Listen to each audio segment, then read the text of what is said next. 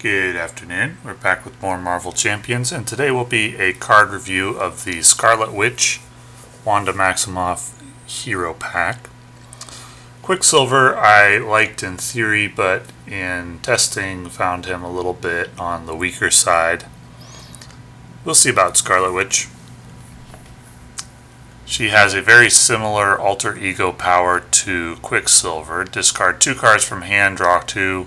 Draw 3 instead if Quicksilver's in play. Alter ego powers don't matter too much in solo or in higher difficulties because you don't want to be in alter ego form much, if at all, so maybe this will come into play once per game. Scarlet Witch, 2/1/2 stats. Interrupt. When boost icons on an encounter card would be counted, discard the top card of the encounter deck and count the number of boost icons on that card instead. Okay, that's going to be high RNG.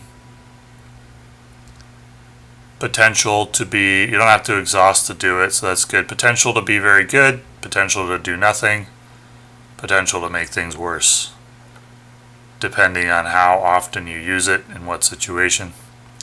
Let's take a look at the rest of her cards.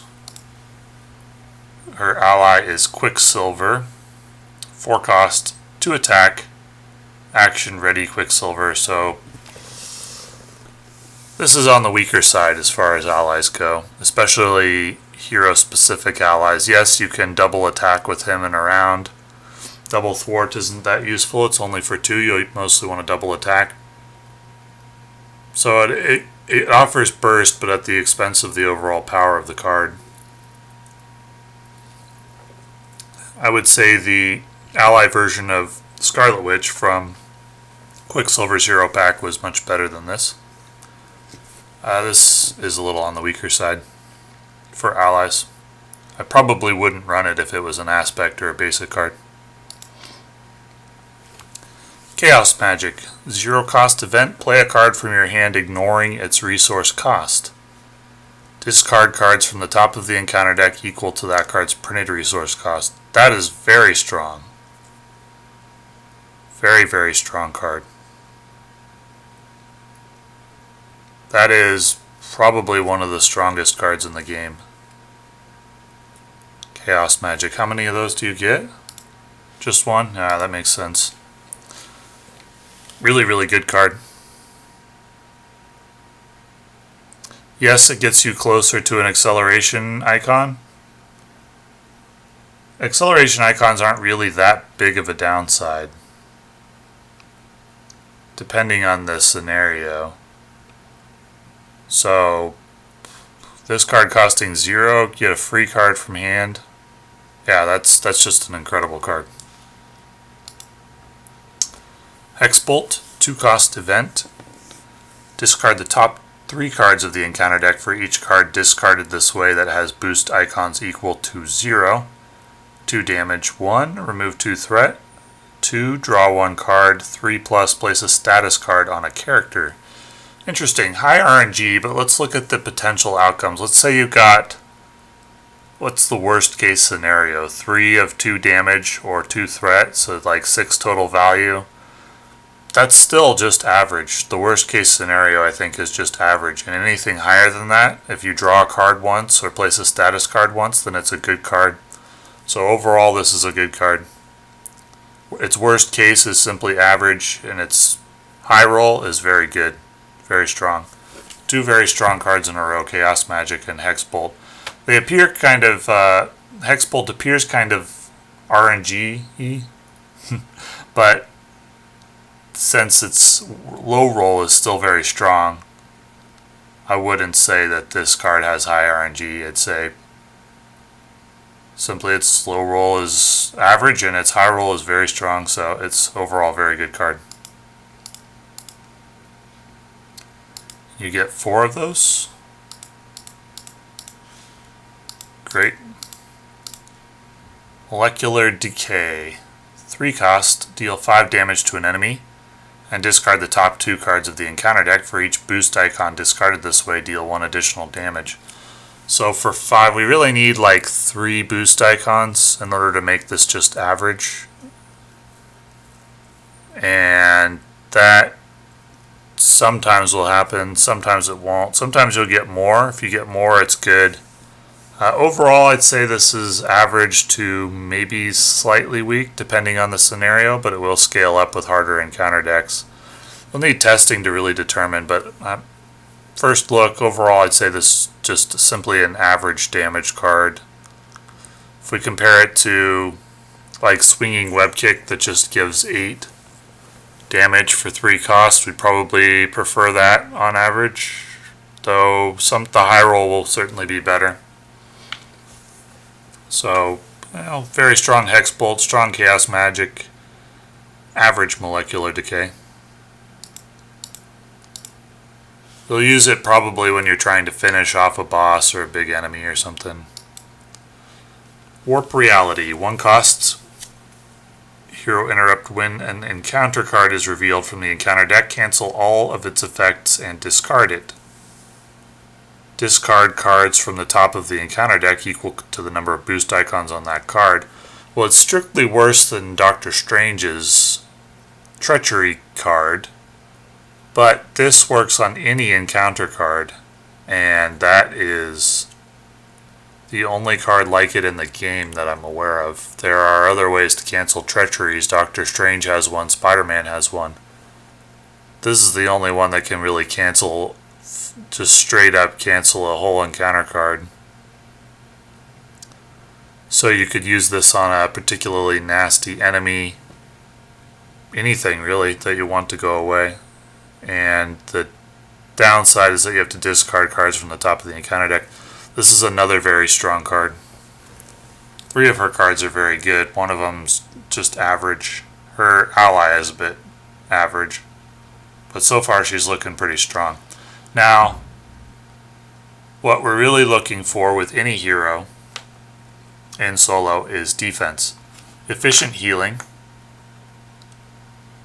and efficient thwart. Efficient threat removal. And so far, Scarlet Witch has had very strong utility card in Chaos Magic, which can help you get a big ally or another card into play to do threat removal or heal or defend. And then it's got strong damage with threat removal, which at its best, if you got 3 instances of 1 boost card, that would be very strong threat removal, among the best in the game, but it's not likely.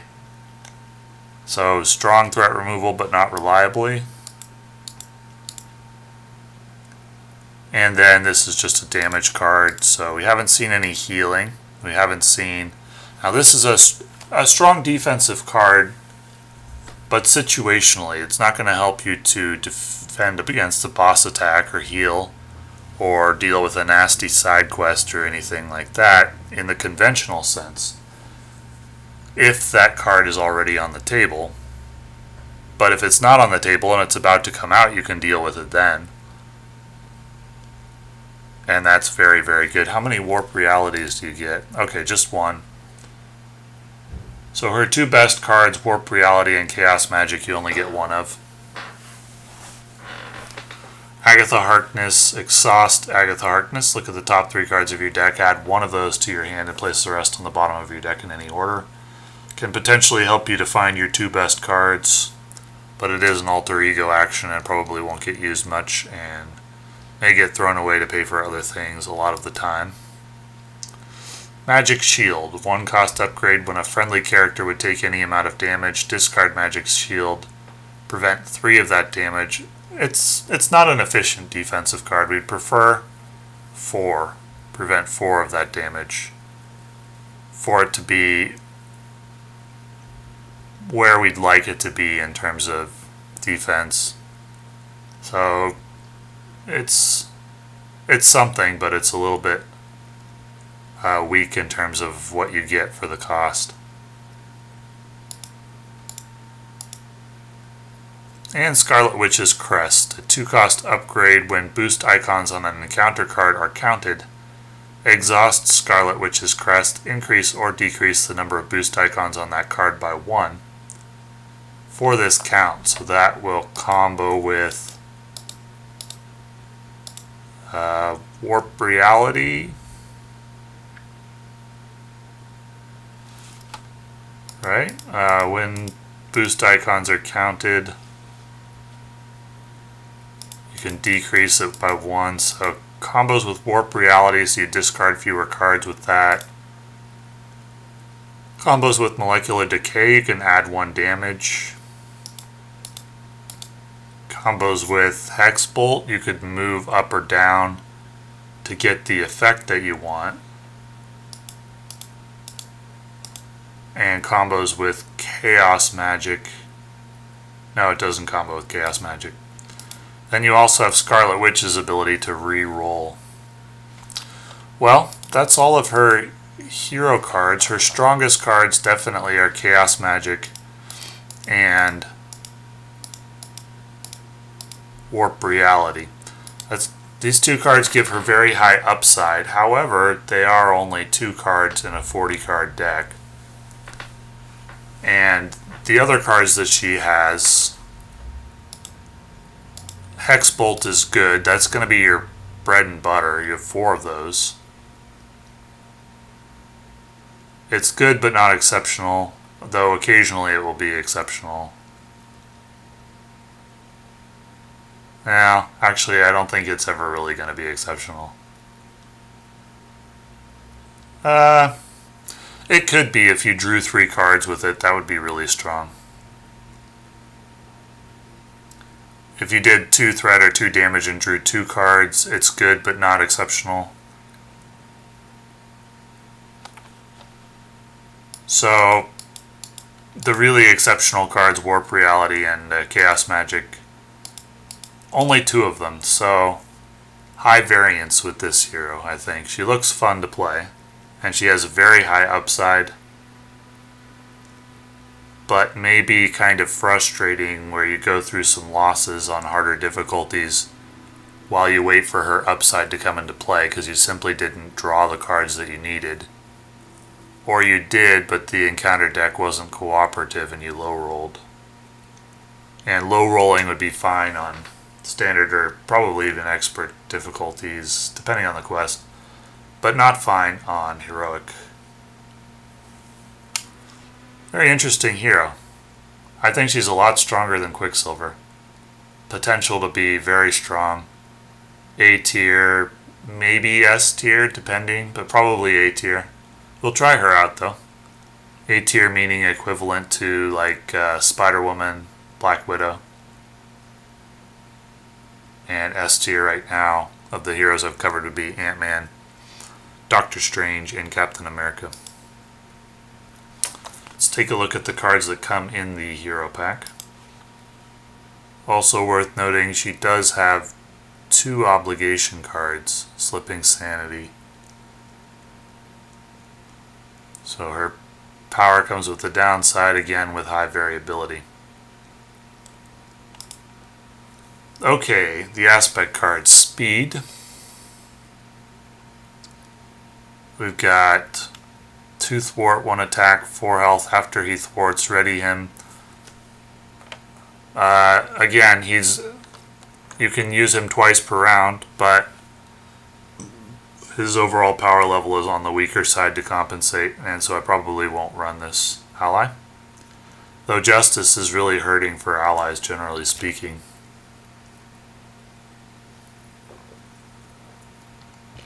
So maybe he does get run over like Daredevil or even Jessica Jones. Maybe slightly better than either of those allies. Wiccan. 2/1/1, 3 health. After Wiccan thwarts, discard the top card of the encounter deck for each boost icon discarded. This way, deal 1 damage. He's very strong. Unless you get 0 boost icons both times, in which case he's simply average. But if you get anything from the boost icons, If you get 3 total boost icons discarded, a 2 and a 1 or something like that, then he's exceptional. One of the best allies in the game. So this is exactly what Justice needs. This is definitely the best Justice ally. And this does elevate the Justice aspect, which has been getting a lot of help lately from this cycle. Cycle number 2 has had a lot of help for Justice. That's definitely elevated, namely Lay Down the Law. Though Lay Down the Law is only really good with Ant-Man or Wasp, but in those decks it is really good. Crisis Averted, 3 cost. Remove 6 threat if you paid for this card using a science resource. This sort ignores the crisis icon, so you have to pay 3 and lose this card from hand. That's 4 of your likely 5 cards that you have in hand. 4/6 threat, that's too weak. I probably wouldn't run this in a Justice deck. We're looking for more efficient means of threat removal. There's not that often that you need to remove 6 threat. So this would probably get thrown away a lot just for that reason. But even if you did, it's not efficient. Multitasking. Remove 2 threat from a scheme if you paid for this card using a science resource. Remove 2 threat from a different scheme. This is efficient. This is exactly what we're looking for from a threat removal. Or from a healing card. But this is Justice, so this is threat removal. Exactly what we're looking for. I'd include this in virtually every Justice deck. Good card.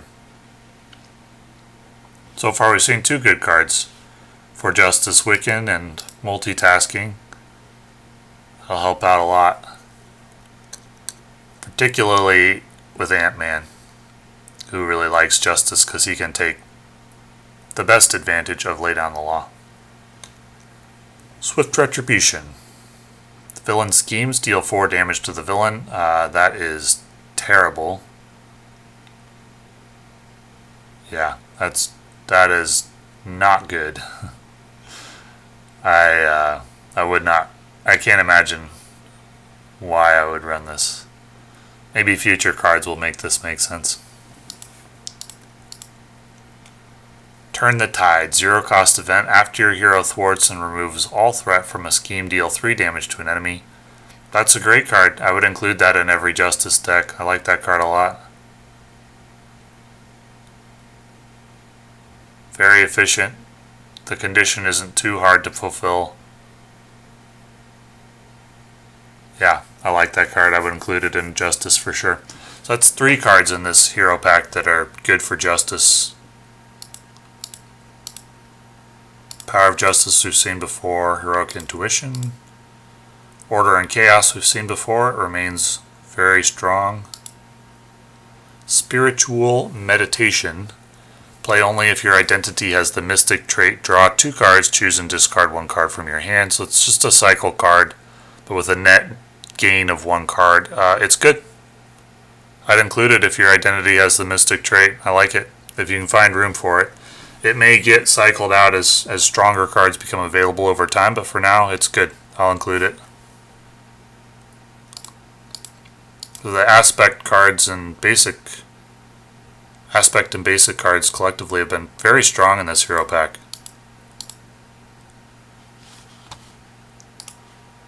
And now we have the aggression card Browbeat. Play only if your identity has the Avenger trait. Deal 2 damage to the villain. X additional, where X is equal to the villain's stage number. This is not efficient. Likely, best case scenario, you get 5 damage for 2 attack. That's like what's that card that attacks a minion and has overkill? Relentless Assault. I'd 100% rather run a Relentless Assault than this, because this best case scenario is that it's basically equivalent to Relentless Assault. Most of the time it's worse, so I don't see a scenario in which I would run Browbeat. Last Stand, 0 cost. When an ally you control attacks, it gets +3 attack for that attack. After that attack resolves, discard that ally. It seems efficient at first glance, but most of the time we're wanting to use allies' their last breath, their last health to defend a boss attack, and defending a boss attack offers you more value than Last Stand does. So I suppose if you find yourself in a situation like with a deck that just runs a ton of allies and you're ending up having some of them sitting around with nothing to do, then you could run Last Stand, but typically we're wanting allies to defend against boss attacks, which is more efficient than what this card offers. Bait and Switch. The villain attacks you, remove 4 threat from the main scheme. I don't like it, similar to the card that we looked at before where the villain schemes and you deal damage. I think these are bad cards and I would not use them, at least with the cards that are currently available to me in this progression series. Recuperation, heal damage from your alter ego equal to your recovery. Well, like most of the healing we have available to us, this is highly inefficient. We're probably paying 2 and spending this card in order to heal 3 or maybe 4. That's pretty inefficient. We are waiting for more efficient healing cards to really incorporate it into decks, and if they do start coming along, then protection will really be strong. We've been waiting for a while for more efficient thwarting and threat removal, and finally we are getting it, and Justice is getting stronger and stronger as these cards come into the game. The healing cards that are in the game are currently pretty terrible, except for Pim Particles or for Ant-Man Giant Form. The response on Ant-Man Giant Form. But other than that, healing's pretty terrible.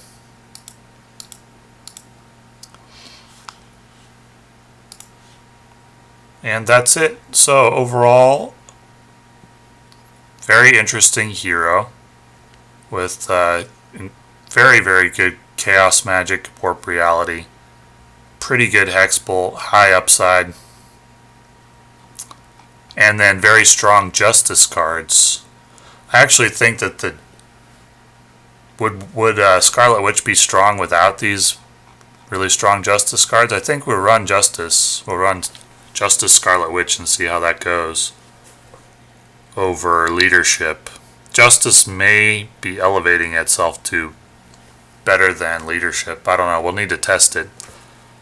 But anyway, I think with Wiccan, with multitasking, with Turn the Tide, Spiritual Meditation, and the overall strength of Scarlet Witch, this hero pack is a fairly easy recommend to buy. I think it's good. I think people will generally not be disappointed with the Scarlet Witch.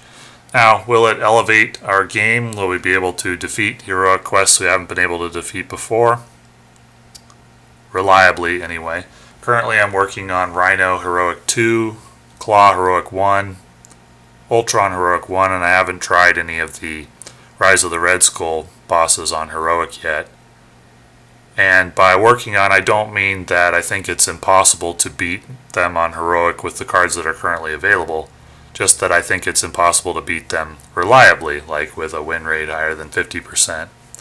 With the cards that are currently available, it's certainly possible to beat them on the difficulties that I mentioned.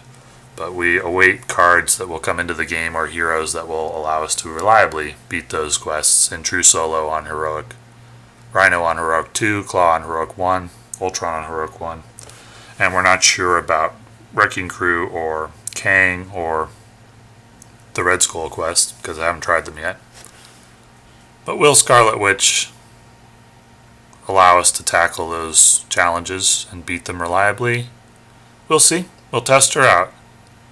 And we'll see how strong she is and whether she belongs in the A tier or the S tier at the moment. So thank you for watching.